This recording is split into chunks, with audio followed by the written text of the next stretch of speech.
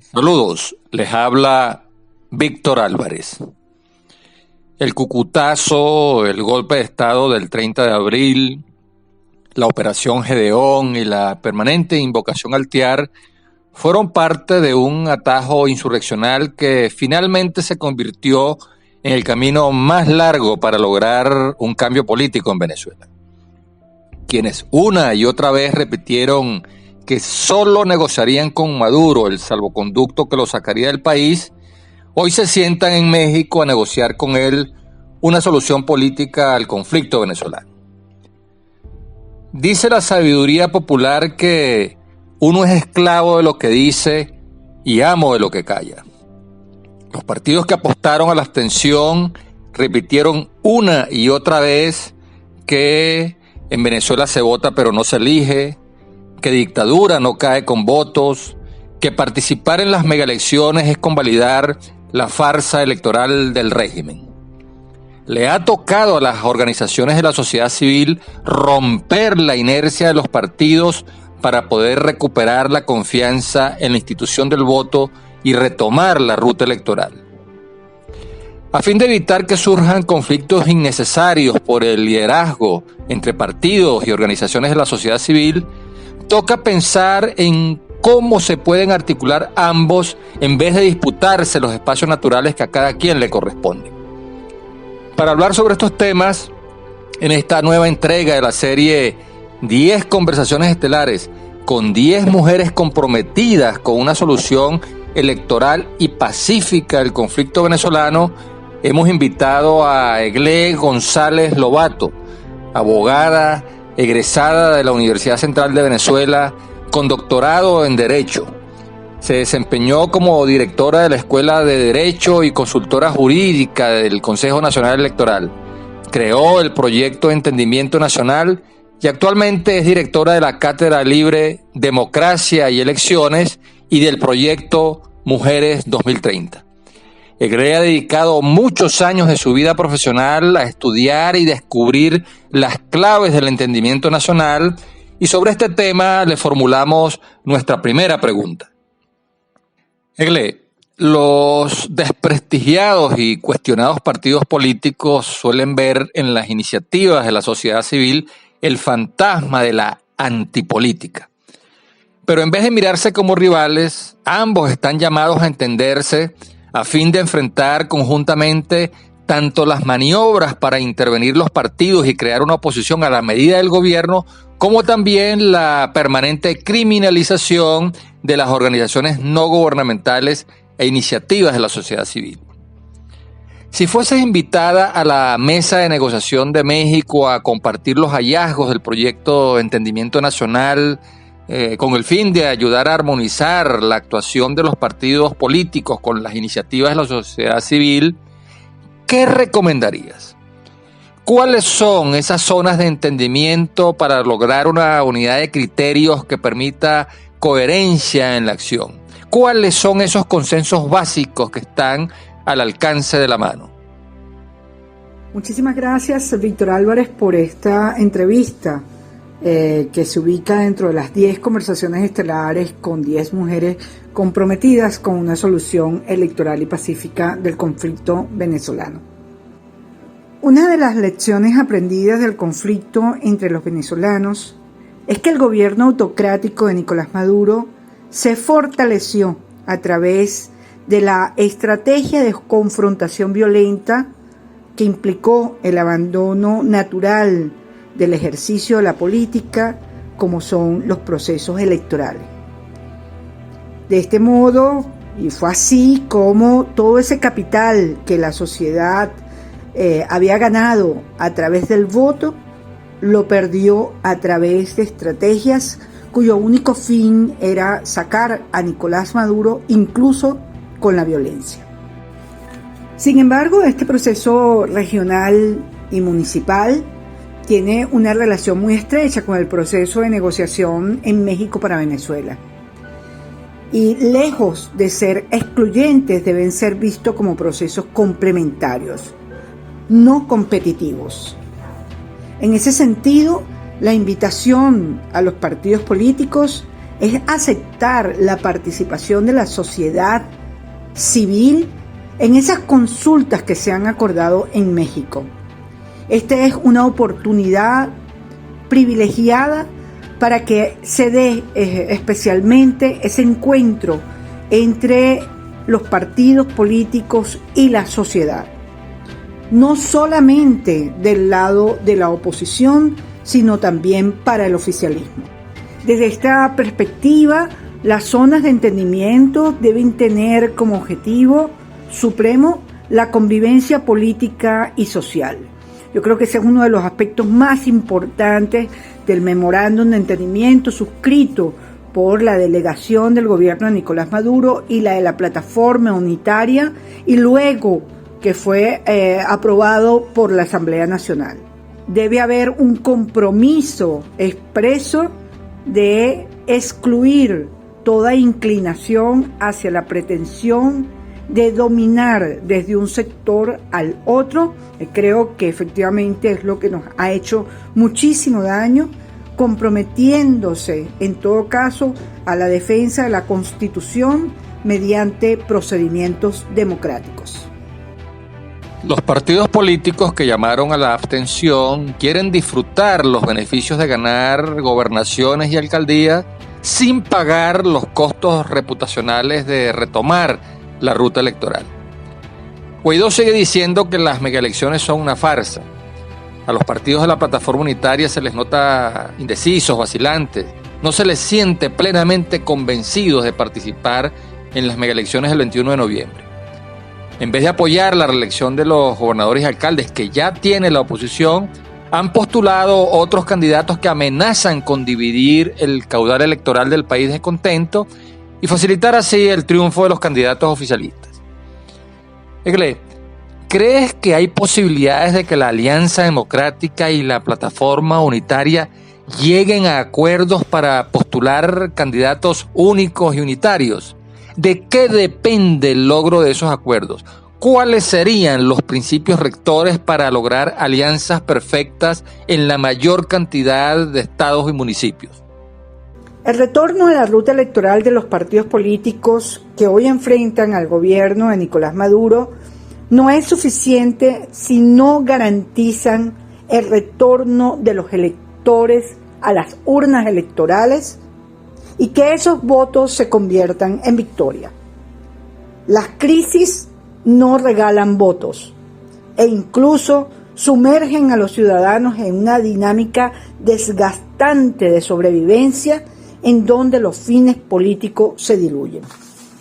Tres claves son importantes para que las fuerzas democráticas obtengan victoria en algunas gobernaciones y en algunas alcaldías. Y ellas son estrategia en la unidad, visión del territorio y movilización de los electores. La oposición debe comprender que debe llevar un mensaje, incluso en aquellos territorios donde hay mayor presencia y preferencia al oficialismo, donde históricamente se ha votado a favor del oficialismo, un mensaje de construcción de fuerzas más allá de las regionales. Tienen que coincidir en que el objetivo es un cambio para bien hacia la democratización, frente a la autocracia y frente a un gobierno que lo que busca es la sucesión desde sus propias entrañas. En caso que las fuerzas opositoras no logren consensos y compitan entre ellas, restándose votos unas a las otras, el resultado será cantado. Se dará una victoria del 100% al oficialismo, que se traducirá en un fracaso de la ruta electoral y en la derrota del liderazgo político nacional y regional. Esas fuerzas que hoy se enfrentan al gobierno de Nicolás Maduro no tienen otra opción que trabajar por la construcción de fuerzas en defensa de la sociedad. Se critica la deriva autoritaria del gobierno, el empeño de Maduro por atornillarse en el poder Pero en los partidos de la oposición también hay tendencias personalistas y autoritarias. No son pocos los partidos que hace décadas tienen el mismo presidente, el mismo secretario general, la misma dirección nacional. En gran medida, la vida interna de los partidos políticos modela el tipo de sociedad que podrán construir una vez en el poder. Egle, ¿cómo fortalecer la democracia interna en las organizaciones políticas? ¿Qué deben revisar y mejorar para evitar que al tomar el poder reediten las mismas tendencias personalistas y autoritarias que tanto le cuestionan al chavismo? La invitación a los partidos políticos o a esas fuerzas políticas que hoy enfrentan el gobierno de Nicolás Maduro es la democratización, es el apego a procedimientos democráticos. No se puede luchar contra una hegemonía para imponer otra. Los partidos políticos deben abrirse al diálogo y a la búsqueda de otros referentes que bien pueden encontrarse en la sociedad. La generación de confianza es vital para nuestra sociedad que está sensiblemente herida. Afortunadamente, tenemos la negociación en México por Venezuela, que quizás es la más seria que hayamos tenido y que cuenta con una alineación estratégica de países y de multilaterales.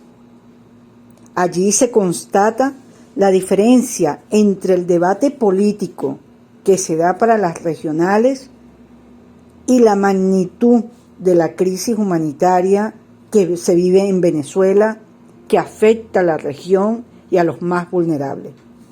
Si desde los factores de oposición se imponen agendas particulares en lugar de una visión compartida de país, uno de los resultados posibles será que después del 21 de noviembre se aventaje a Nicolás Maduro a lograr una apertura económica, mas no un cambio político, y mucho menos una convivencia política. Lo que se pudiera producir entonces es una mutación del proyecto autocrático de Maduro, no hacia una transición democrática, sino una estabilización que le permita mantenerse en el poder y continuar en el poder, por lo menos dentro del oficialismo. Los enemigos políticos buscan la rendición humillante e incondicional del otro. Mientras se siga apostando al todo o nada, al ganador se lo lleva todo, será imposible alcanzar un acuerdo que armonice el logro del óptimo social, es decir, lo que le interesa al país, con el óptimo político, o sea, lo que conviene a los partidos. Fíjale, desde el punto de vista del interés nacional, ¿cuáles serían esos acuerdos básicos que el partido de gobierno y los de la oposición pudieran lograr para armonizar el interés nacional con el interés de los bloques políticos en pugna?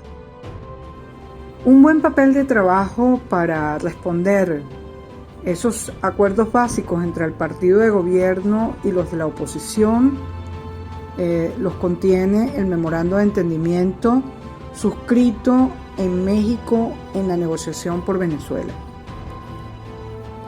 Porque los consensos tienen que ser sobre los problemas de la gente, la defensa de la Constitución, la transformación de las instituciones, la gobernabilidad y la sostenibilidad hacia el 2024, erradicar la violencia y la defensa de los derechos civiles y políticos de todos los venezolanos.